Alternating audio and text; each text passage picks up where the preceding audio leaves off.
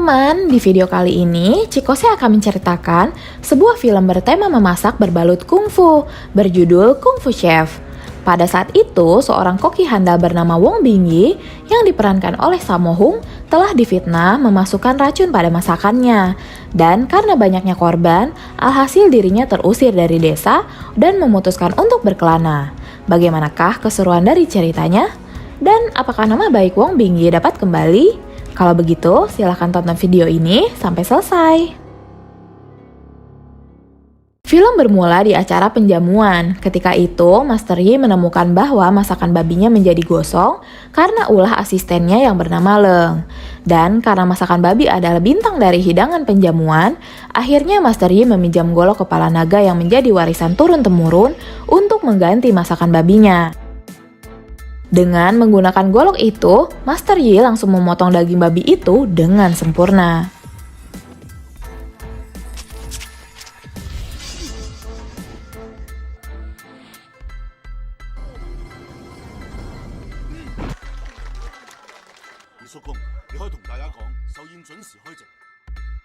Kemudian melanjutkan memasak dengan bantuan dari asistennya. Namun tidak lama kemudian semua pengunjung yang memakan masakan babi itu menjadi sakit. Ternyata yang tadi diberikan oleh Leng bukanlah garam, melainkan obat yang menyebabkan orang yang memakan masakannya menjadi sakit perut. Master Yi yang marah langsung mengejar Leng dan menghajarnya.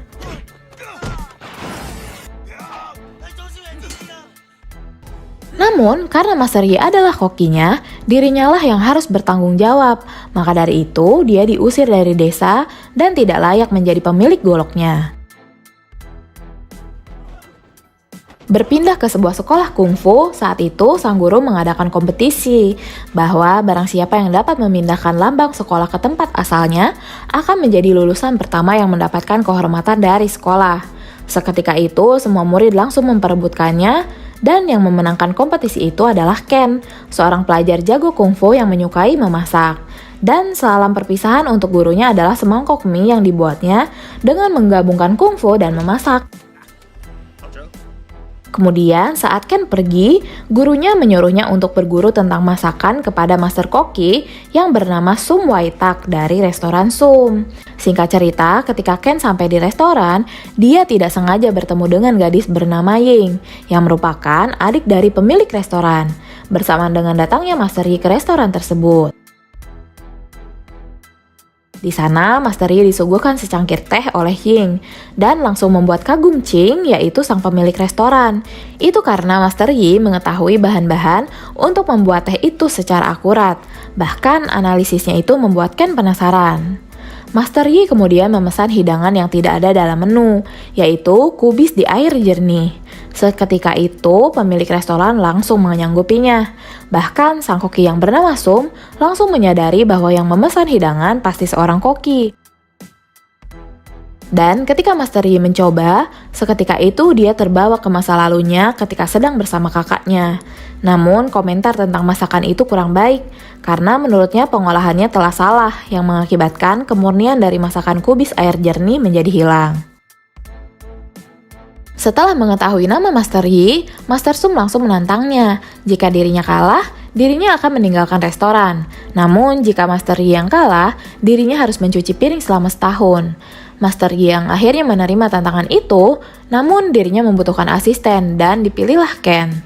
Makanan yang dibuat oleh Master Sum memang enak, karena itu merupakan menu andalan restoran. Namun menurut Master Yi itu baru lumayan. Saat itu Ying merasa kepanasan ketika menyentuh hidangan Master Yi, karena lapisan kulit dagingnya merupakan gula tipis yang bisa membuatnya tetap panas sehingga seperti masih dalam proses memasak. Dan ketika dicicipi, Master Sum langsung mengakui kekalahannya. Makanan itu bernama 8 bebek keberuntungan, yang sudah lama tidak ada koki yang bisa membuatnya secara sempurna. Ternyata pembuatannya tidak boleh menggunakan pisau, karena kelembutan dan serat dagingnya akan pecah ketika dipotong dengan pisau. Saat itu, Ken mengejar Master Sum yang pergi karena kedatangannya ke restoran adalah untuk berguru padanya. Namun Ken ternyata salah paham, karena Sum Waitak yang merupakan ayah dari Ching dan kakak seperguruan dari Master Yi telah meninggal tahun lalu. Bahkan Ching juga mengetahui kejadian yang telah dialami oleh Master Yi. Namun dirinya yakin bahwa Master Yi tidak bersalah karena seorang yang menyukai memasak tidak akan melakukan itu. Karena sekarang restoran tidak mempunyai koki, Ching akhirnya meminta Master Yi untuk menjadi kokinya. Dan karena Master Yi merasa berkewajiban untuk menjaga restoran Sum, akhirnya dirinya pun menyanggupi walaupun dengan syarat dirinya membutuhkan asisten dan Master Yi menginginkan Ken.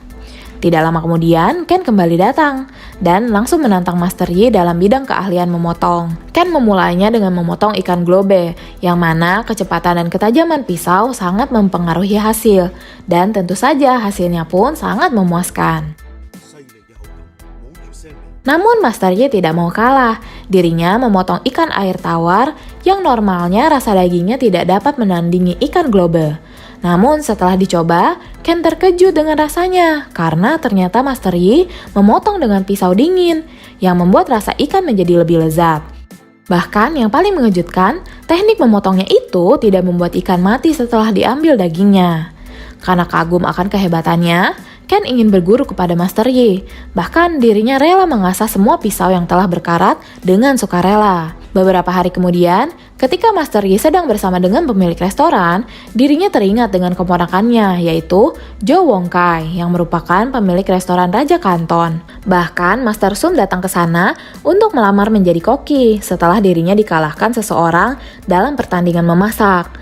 Setelah mendengar nama yang mengalahkannya, Jo langsung marah karena suatu alasan yang telah terjadi di masa lalu. Saat itu, ketika Jo masih kecil, ayahnya yang merupakan kakak dari Master Yi sedang marah karena Master Yi menyembunyikan golok kepala naga. Karena golok itu merupakan simbol koki terhebat yang diwariskan turun-temurun. Mereka berdua ketika itu memperebutkannya, bahkan sampai bertarung.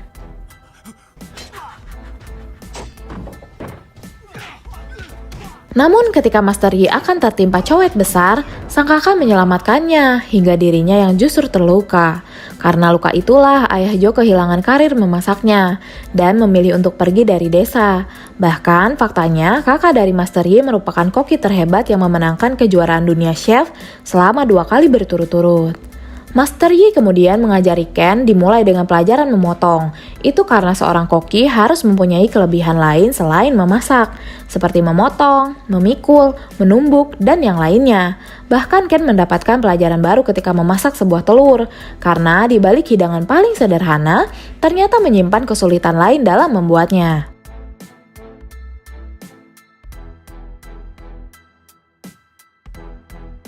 Adik pemilik restoran bernama Ying juga diajari Master Yi dalam membuat saus. Namun ada satu keinginan yang masih belum tercapai, yaitu membuat puding kacang kubus yang akan diajarkan oleh Master Yi di kemudian hari.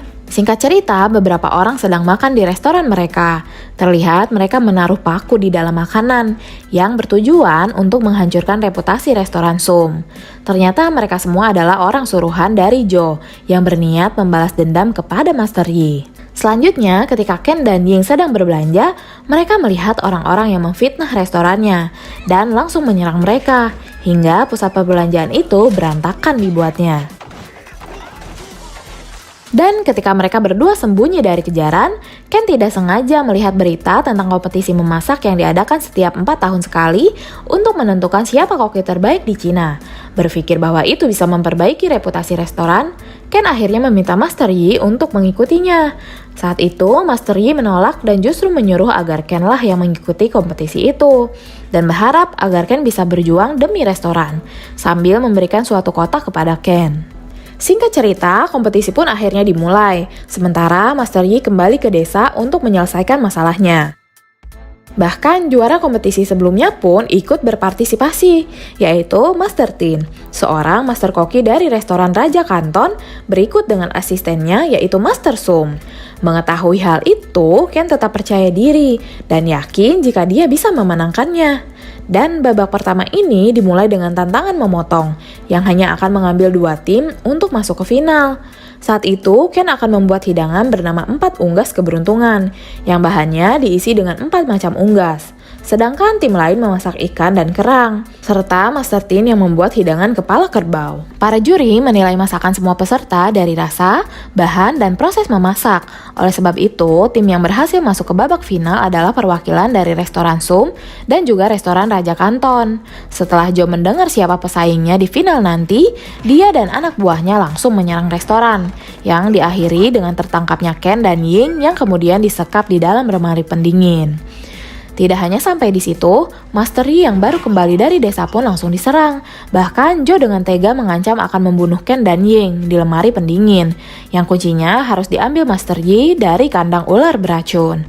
Namun ketika Master Yi akan mengambil kuncinya, dia dihentikan oleh Leng, orang yang dulu memfitnahnya atas suruhan dari Joe. Dia mengatakan kepada Master Yi bahwa kunci itu palsu dan yang asli ada padanya. Kemudian meminta maaf dan langsung membebaskan para sandera agar bisa melanjutkan kompetisi. Kembali ke kompetisi, tantangan di final kali ini adalah menghidangkan sup yang mempunyai tema kemurnian. Itu adalah hidangan tanpa bumbu yang menonjolkan skill memasak, agar orang-orang dapat menikmati kemurnian masakannya. Di sisi lain, Joe kembali mendatangi Master Yi dengan membawa golok kepala naga yang kini telah berkarat. Sebelum menentukan masakannya, Ken mengingat perkataan Master Yi tentang hidangan kubis yang dianggap sebagai makanan terbaik.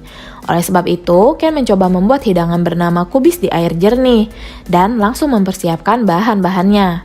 Teknik yang ia pelajari dari Master Yi diaplikasikannya dengan sangat baik, dari menyaring lemak daging sampai mengambil jantung kubis, kemudian menusuknya dengan jarum agar kubis bisa menyerap sup dengan sempurna. Master Tin juga tidak kalah hebat dengan mengolah hidangannya, bahkan dia memakai cara sempurna untuk memanaskan masakannya.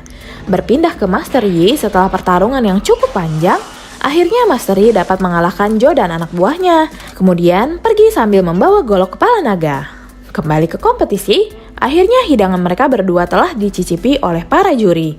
Dan ternyata hidangan Ken bukanlah tandingan dari hidangan Master Tin.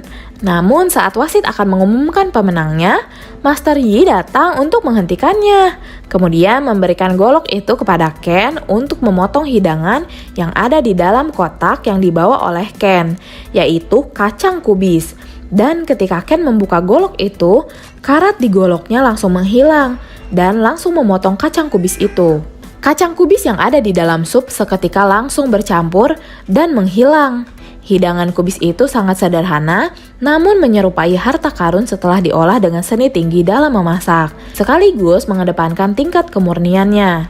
Master Tin yang ketika itu aneh melihat para juri terdiam, mencoba merasakan makanan lawan. Dan setelah mencobanya, dia langsung melepas topinya untuk mengakui kekalahannya. Berkat makanan itu, Ken menjadi juara kompetisi masak ke-7 di Cina. Dan tidak hanya itu, ternyata kakak dari Master Yi yang merupakan koki terhebat pun hadir di sana. Bahkan terlihat akrab dengan sang adik. Di sisi lain, Joe yang melihatnya dari televisi langsung menyesal akan semua perbuatannya. Di akhir film, Master Yi dan kakaknya kemudian sepakat bahwa penerus yang berhak atas kepemilikan golok itu adalah Ken, dan berharap agar dirinya dapat membuat makanan lezat menggunakan golok itu. Sebetulnya film ini cukup menarik dan dapat dikonsumsi semua umur. Namun film ini gagal dalam mengemas adegan dari film bertema memasak, terutama pada adegan saat kompetisi. Terima kasih sudah menonton video ini sampai selesai. Sampai jumpa di video berikutnya.